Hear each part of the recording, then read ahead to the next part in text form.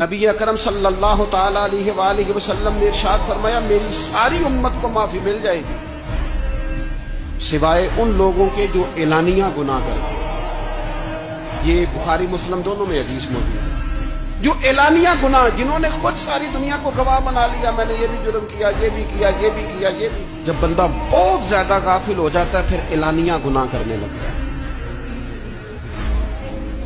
ایک گناہ پھر اس کا اظہار گناہ۔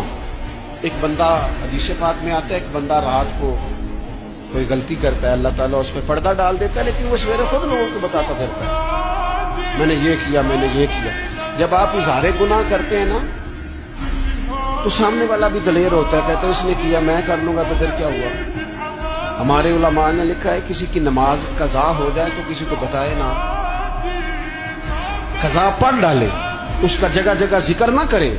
جب آپ کہیں گے نا میری قضا ہو گئی تو آپ کے ساتھ رہنے والا بچہ دوست سمجھے گا یار اس کی قضا ہو گئی ہے تو میری بھی ہو جائے۔